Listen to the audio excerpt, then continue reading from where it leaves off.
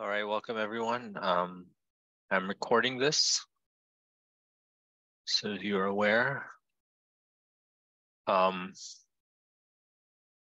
Give me 1 second to just open the files here.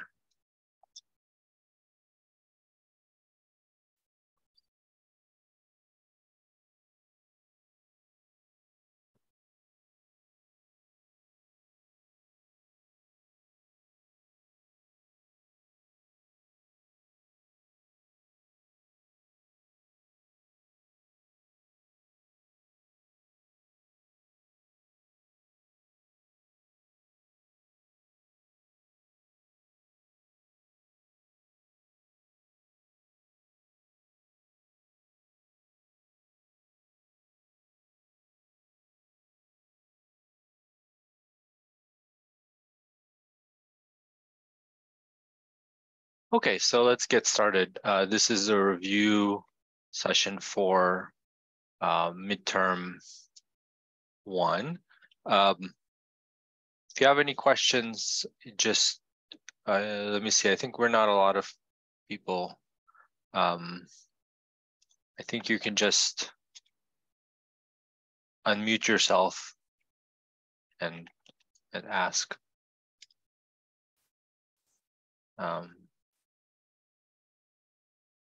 Or, there'll be a time at the end also where you can just answer everything.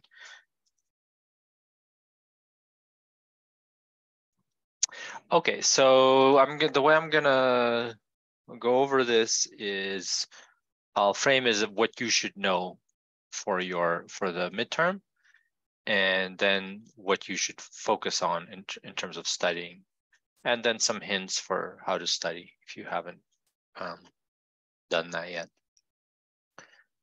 So the midterm covers everything up to but not including graphs. So graphs will not be on the midterm, but everything before that will be.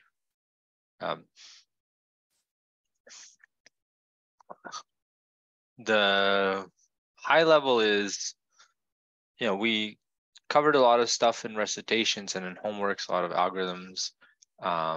We did some proofs, analysis of running times.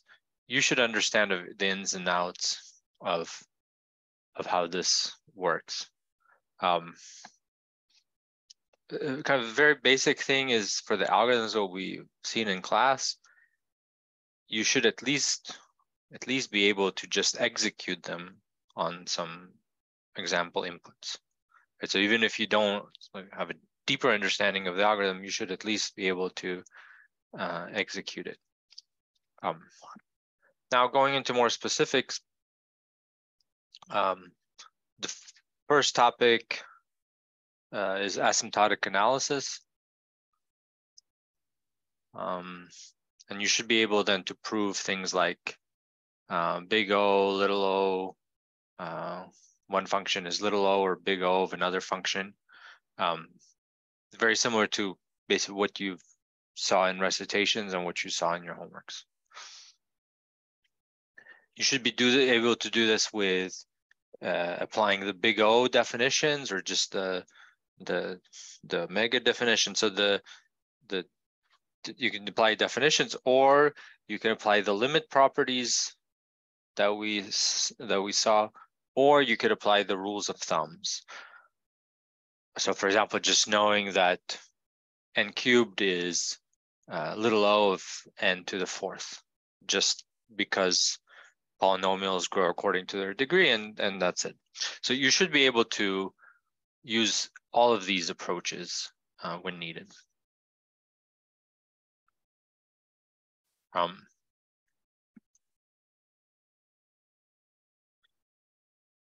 You should know the common kind of things that we saw in class about the asymptotic behavior of some common functions.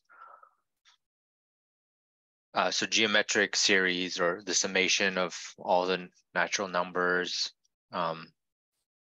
those things. You've had to use them in homework, so I expect you guys to be able to apply them on the exam. And you should be able, I might ask you for specifically for a proof using, give me a value of C and N naught to show that some F is big O of G. You should be able to do that.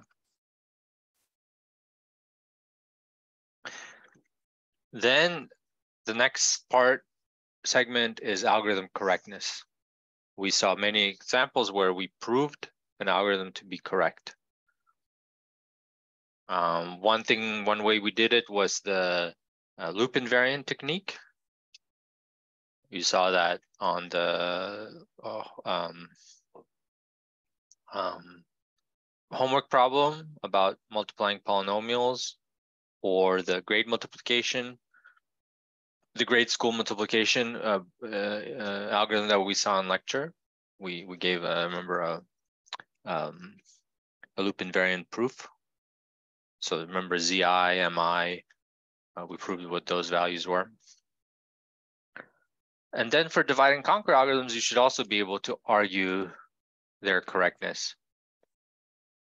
So for example, basically any algorithm we've discussed in class, we've also argued the correctness.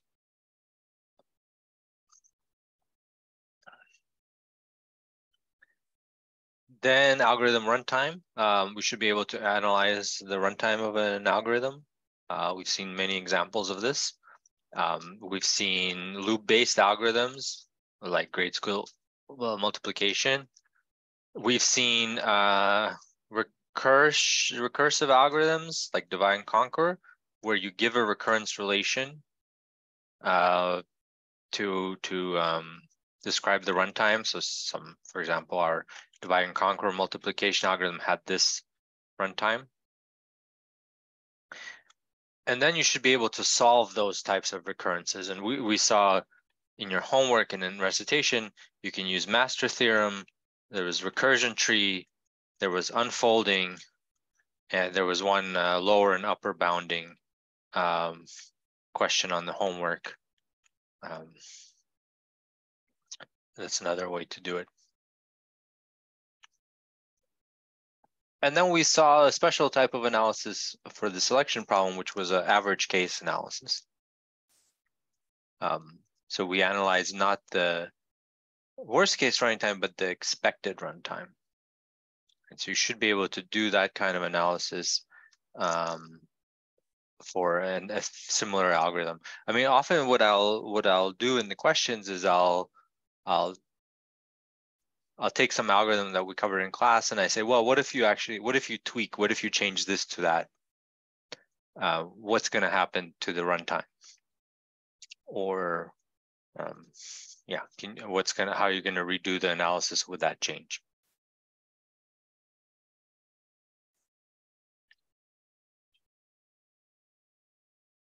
Next, you should be able to design new algorithms, in particular divide and conquer algorithms. You've had now several homework recitation and in-class examples where we design divide and conquer algorithms. Another thing is proving lower bounds. In particular, that type of lower bound with using a decision tree that we saw for sorting algorithms and that we saw just on this homework for the search problem. Should be able to do that kind of lower bound.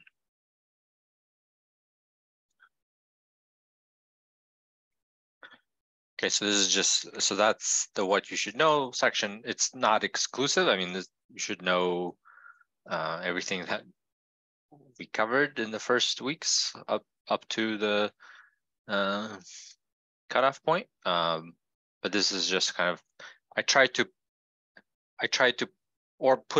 organize it into kind of buckets of categories of things that they're not necessarily categories that correspond to each lecture, but like algorithm correctness, we've seen it throughout the whole lecture, but I just wanted to make you realize these themes that are going through the class that we are coming back to over and over again to analyze the runtime of an algorithm to prove its correctness or to design a new algorithm. Okay. Oops. Now, as you're studying, I wanted to also formulate for you what you should focus your study on, since your time is not infinite. In terms of scope, anything that was in the lectures or homeworks is potential material for the exam. For recitations, I would put it like this. I'm not going to ask you specifically something that was in the recitation, but there are things that we covered that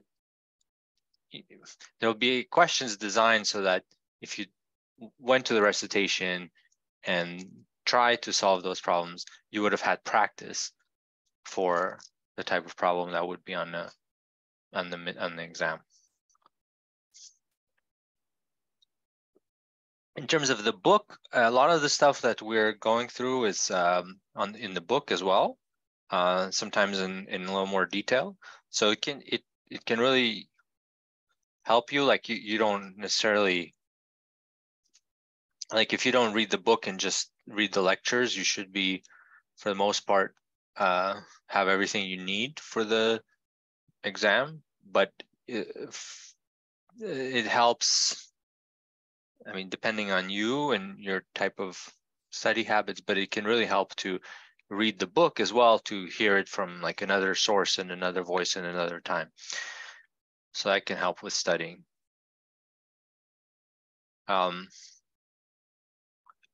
If you've kind of done all this and you're like, you don't have a lot of time now to understand everything, maybe I'd suggest look at the homeworks to at least to understand the homeworks. For the exam, the type of questions you're going to have is going to be a mix of short answer or multiple choice questions. At this point, probably most, or if not all, multiple choice in that section. And another section which would be an open-ended question. Okay. So the open-ended question, I'll tell you, there'll be either one or two of them, and it's going to be either one of these or both of them. So you know what to study for. One will ask you to come up with a divide and conquer algorithm from scratch. So some new problem which you haven't seen exactly before, I'll ask you to come up with a divide and conquer algorithm. The other possibility is to ask you to prove something using a loop invariant proof. And so you know what to study if you're studying for these open-ended questions. Now, I should say that the homeworks I designed with a lot of guiding questions. Like there were 4 parts, like especially the last one, there were several parts, and the idea is that you kind of make it through, even if you don't know how to answer the last part right off the bat. If you work through the first few parts, it will guide you to getting the right answer for the last part. And just as a heads up, there's going to be much less of that on the midterm. I expect you guys to have sort of internalized that some of the steps that you need to do before, for example, before coming up with a divide and conquer algorithm, look at an example, come up with an example like we saw for the equilibrium point. I gave you an example, gave you some hints. In an exam, one thing you should really first do is work out some example, some toy problem by hand, just to get a feel for what the problem is and what the algorithm might do. I mean, it doesn't also I'm not trying to say that I'll throw you into the deep end completely. I will guide you a little bit. You won't have to just come up with something super clever during the exam. But it should be a combination of some hint, but also the fact that you did similar problems in class, in homeworks, that should really help you come up with the idea for the exam.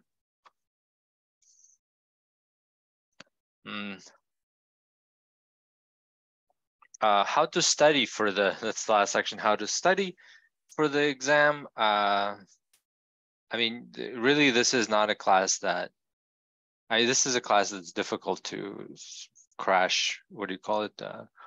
Memorize stuff before the day before the midterm. It's really about keeping up with the material and doing it all along rather than waiting to the last minute. So what you really should have been doing is doing your best effort on the homework and then understanding the solution after it's been posted. And really, if you haven't done this, I think you'll probably do poorly on the exam. I mean, if you haven't done it now, you still have a week to try to at least understand the solution. So that will help you. The same thing with the recitation problems. As I mentioned earlier, it's not the idea that you solve the recitation worksheets in advance, but I want you to try to think about it for a little bit, just to get to a point where you're stuck, where you're, or maybe you solve it, or maybe you're like, oh, I don't know what to do next. And then hearing the solutions in the recitation will help you then. Next time you hit that kind of barrier, will help you take the next step. And then there'll be a practice exam I'm gonna post. It unfortunately won't happen this week. It may be as late as Tuesday next week that I'll be able to post it. So that's all the stuff that I had. Are there any questions? Feel free to just unmute yourself. Yeah, quick question. So I took this class last semester, and the midterms were split into two parts. A Canvas portion and the physical portion.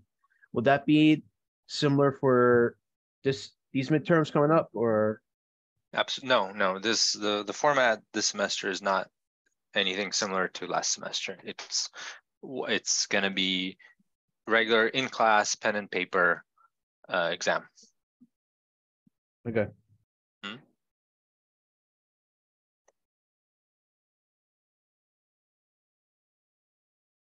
Other questions?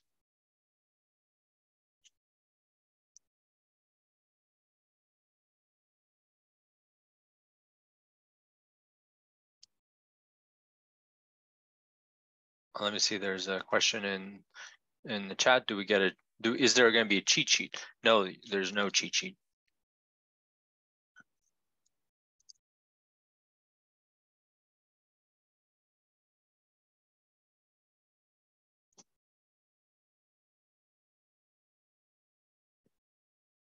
Other questions before we wrap up?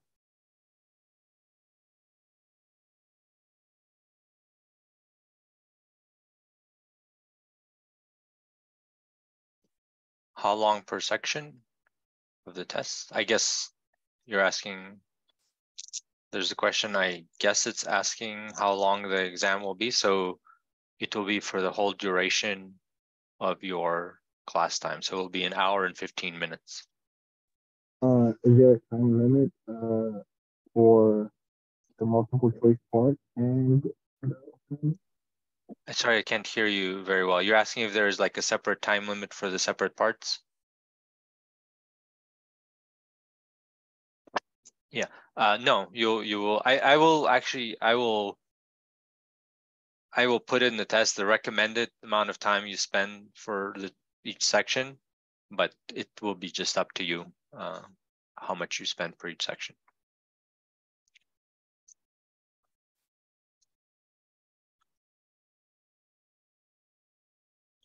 All right, other questions?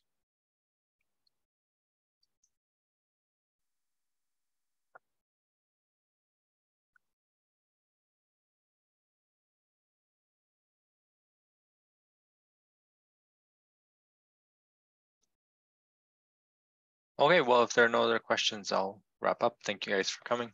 Good luck on the exam.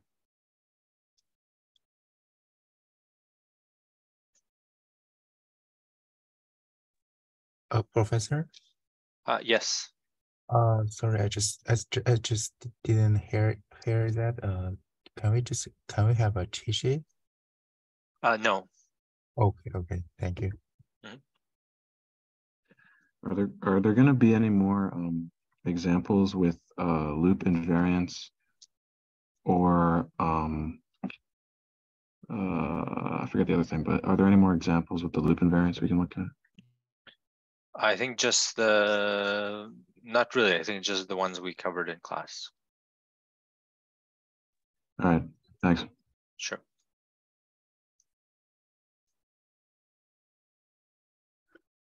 Professor, I didn't see the practice exam on Canvas, and when will you upload it? I'm gonna aim to upload it Tuesday next week. Okay, thank you. Mhm.